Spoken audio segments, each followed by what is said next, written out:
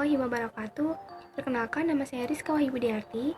Saya dari Prodi Manajemen Universitas Pancasakti Bekasi dengan NIM 28920500001. Di video kali ini, saya akan menjelaskan mengenai motivasi untuk memenuhi tugas UAS saya pada mata kuliah pengantar manajemen dan dengan dosen pengampu Bapak Supardi SEMM. Motivasi. Yang pertama yaitu pengertian motivasi. Motivasi adalah suatu dorongan terhadap diri kita agar melakukan sesuatu hal. Motivasi itu sendiri bisa berasal dari mana saja, bisa dari diri kita sendiri ataupun dari orang lain. Motivasi berasal dari kata mover yang berarti dorongan atau menggerakkan. Motivasi atau motivation dalam manajemen hanya ditujukan pada sumber daya manusia, umumnya dan bawahan khususnya. Motivasi mempersoalkan bagaimana cara mengarahkan daya atau potensi bawahan agar mau bekerja sama secara produktif, berhasil mencapai dan mewujudkan tujuan yang telah ditentukan. Pada dasarnya, motivasi itu hanya ada dua, yaitu meraih kenikmatan atau menghindari dari rasa sakit atau kesulitan. Dan untuk mewujudkan motivasi tersebut, kita perlu adanya stimulus. Dan stimulus itu sendiri ada dua, yaitu berupa dorongan dan juga tarikan. Jika kedua-duanya digabungkan, maka akan kita peroleh suatu energi yang besar dan akan membangkitkan rasa semangat dalam diri seseorang. Seperti manusia akan memiliki semangat juang yang tinggi jika mendapat dorongan dan adanya kesadaran dari diri sendiri. Tetapi semangat juang itu akan bertambah jika mendapatkan tarikan dari luar, seperti dorongan semangat dari keluarga, teman, dan lain sebagainya. Selanjutnya adalah tingkatan dalam motivasi. Ada beberapa level atau tingkatan dalam motivasi, yaitu yang pertama, level paling rendah atau level spirit, menghadiri AMT atau Assessment Motivation Training.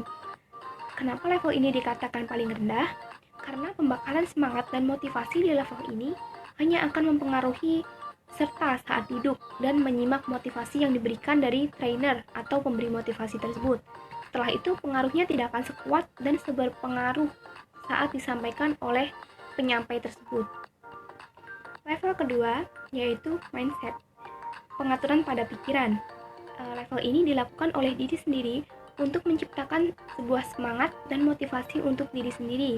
Level ini lebih tinggi daripada sebelumnya, karena pada level ini kita sudah mampu mengatur apa saja yang menjadi bahan bakar semangat dan alasan untuk melakukan sesuatu. Level yang ketiga yaitu level skill dan job atau kemampuan dan pekerjaan. Saat kita sudah mengetahui apa yang mampu kita lakukan dan pengaplikasiannya dalam pekerjaan, maka kita akan secara otomatis mendapatkan semangat dan alasan untuk menghasilkan yang terbaik dalam sasaran kita. Dan level yang keempat yaitu level power atau energi. Pada level ini, seseorang yang telah mengatur mindsetnya, maka mampu melaksanakan job atau pekerjaannya dengan baik. Ia akan menjadi energi untuk yang lainnya. Artinya, di saat energinya habis, ia tahu kapan dan bagaimana seharusnya ia mengisi ulang energinya. Sedangkan di saat energinya sudah terisi penuh, ia mampu menyalurkan energi tersebut untuk orang lain. Dan selanjutnya ada tujuan motivasi. Tujuan motivasi ini menurut Mahayu SP Hasibuan tahun 2005. Dan tujuannya yaitu yang pertama, meningkatkan moral dan kepuasan kerja karyawan. Yang kedua, meningkatkan produktivitas kerja karyawan. Yang ketiga, mempertahankan kestabilan karyawan perusahaan. Yang keempat, meningkatkan kedisiplinan karyawan. Yang kelima, mengefektifkan pengadaan karyawan. Lalu, menciptakan suasana dan hubungan kerja yang baik. Selanjutnya, meningkatkan loyalitas, kreativitas, dan partisipasi karyawan. Selain itu juga meningkatkan kesejahteraan karyawan. Selanjutnya, ada pun jenis-jenis motivasi. Yang pertama ada motivasi intrinsik. Yang dimaksud dengan motivasi intrinsik ini adalah motif-motif yang menjadi aktif atau berfungsinya tidak perlu dirangsang dari luar, karena dalam diri setiap individu sudah ada dorongan untuk melakukan sesuatu. Sebagai contoh, seseorang yang senang membaca, tidak usah ada yang menyuruh atau mendorongnya. Ia sudah rajin untuk mencari buku-buku untuk ia baca. Dan yang kedua, motivasi ekstrinsik.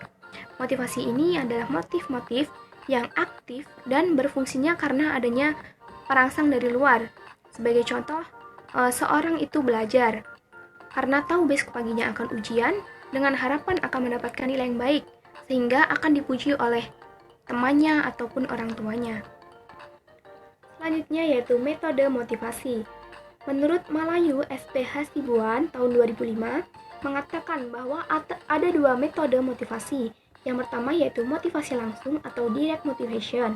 Motivasi langsung ini adalah motivasi atau material dan non-material yang diberikan secara langsung kepada setiap individu untuk memenuhi kebutuhan serta kepuasannya.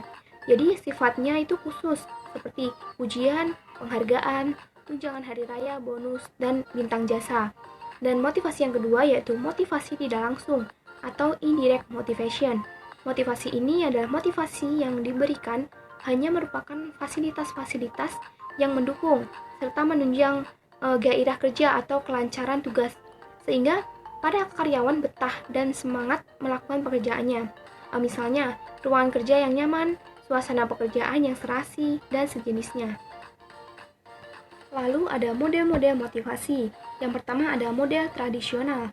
Model ini digunakan untuk memberikan dorongan kepada karyawan agar melakukan tugas mereka dengan berhasil. Dan para manajer menggunakan sistem upah insentif. Maka semakin banyak mereka menghasilkan atau mencapai hasil kerja, maka semakin besar pula penghasilan mereka. Model yang kedua yaitu model hubungan manusiawi. Model ini yaitu para manajer dianjurkan untuk bisa memotivasi para karyawan dengan mengakui kebutuhan sosial mereka dan dengan membuat mereka merasa penting dan berguna, sehingga dapat meningkatkan kepuasan kerjanya. Para karyawan bisa diberi lebih banyak waktu kebebasan untuk mengambil suatu keputusan dalam menjalankan pekerjaannya. Model yang ketiga yaitu model sumber daya manusia. Model sumber daya manusia yaitu karyawan mempunyai motivasi yang sangat beraneka ragam. Bukan hanya memotivasi karena uang atau keinginan akan kepuasan, tetapi juga kebutuhan untuk berprestasi dan mempunyai arti dalam bekerja.